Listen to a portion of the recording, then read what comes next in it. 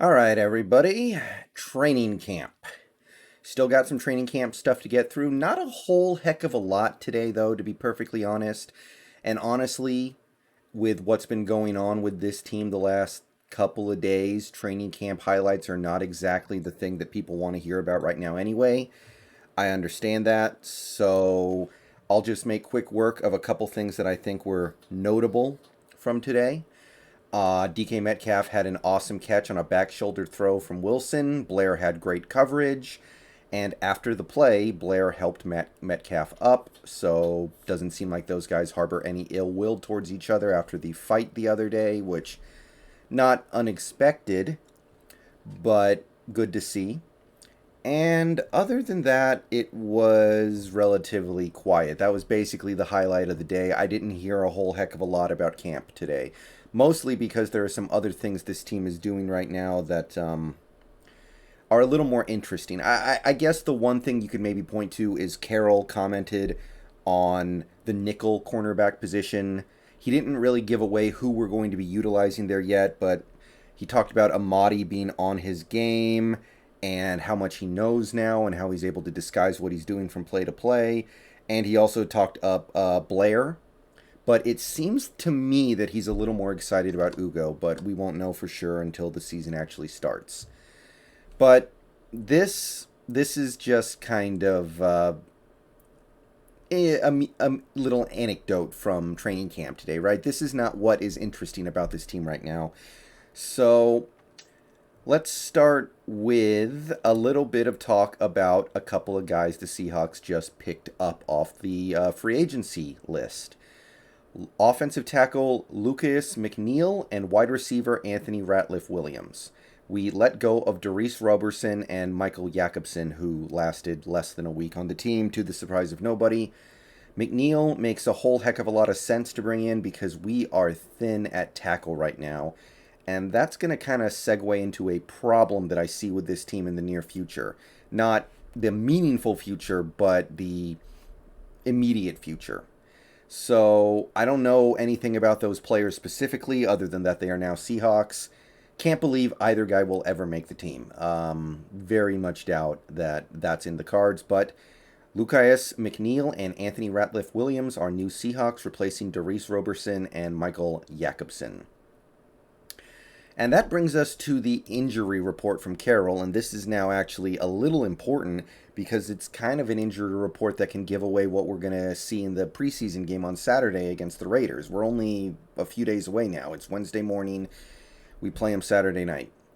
So Cedric Ogbuehi, and this is actually devastating for him because he was supposed to compete for the starting job, is likely out a couple weeks. Ethan Posick is a couple days away, so that's not that big of a deal, but it means he probably won't play for the preseason game. Rashad Penny, also somewhat unlikely to play in my estimation against the Raiders. Same for DJ Reed. A couple more injuries as well. Jamarco Jones and Tommy Champion did not practice today.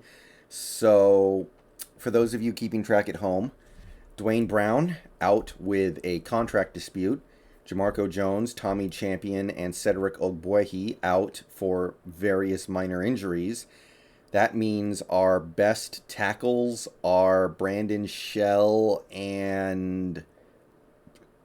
please don't make me say Lucas McNeil, a dude who just got here yesterday. So, Stone Forsythe, I guess. Kyle Fuller played a little right tackle at one point.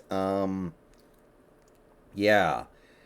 So we have a problem. And by the way, with Ethan Posick being out Saturday, supposedly, that means Kyle Fuller needs to play center, so you can't play him at tackle either. So the offensive line against the Raiders on Saturday is probably going to be Stone Forsythe and Brandon Shell on the edges, Gabe Jackson and Damian Lewis at guard, which is obviously fine, and then Kyle Fuller at center.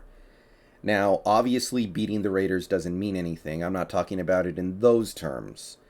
But with an offensive line like that, it's going to be difficult to evaluate anything we see on the offensive side of the ball.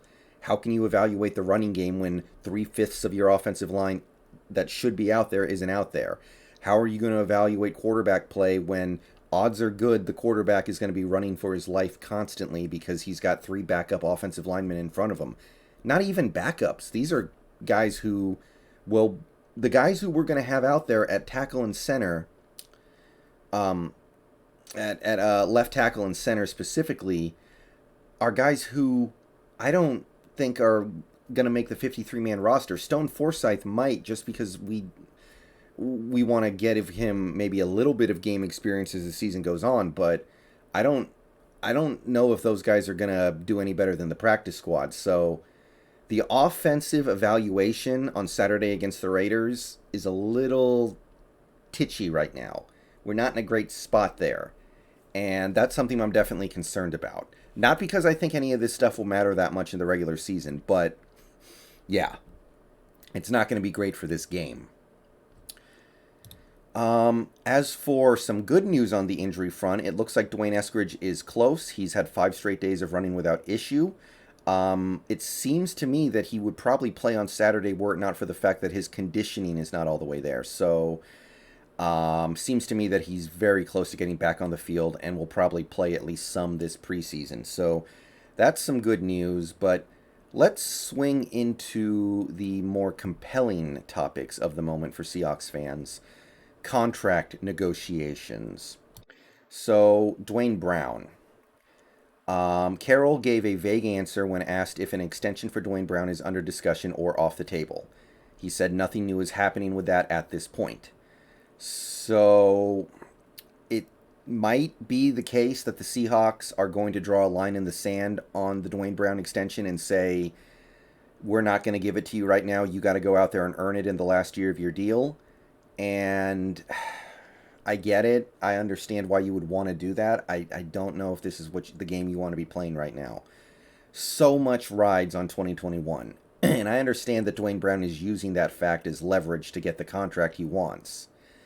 But I think you might just have to give in here. I mean, he's a phenomenal player. It's not like you're going to get ripped off or anything. It's not like this is some Jadeveon Clowney thing where he wants $100 million because he was the number 1 overall pick.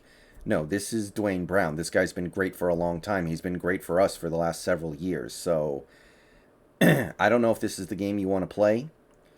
I feel like that something will get done here because it almost feels like we have a little bit of a gun to our head. Dwayne Brown needs us less than we need him, I kind of feel like. Dwayne Brown is old. He's made his money. It would not be the worst thing in the world for him to just retire if he doesn't get what he wants.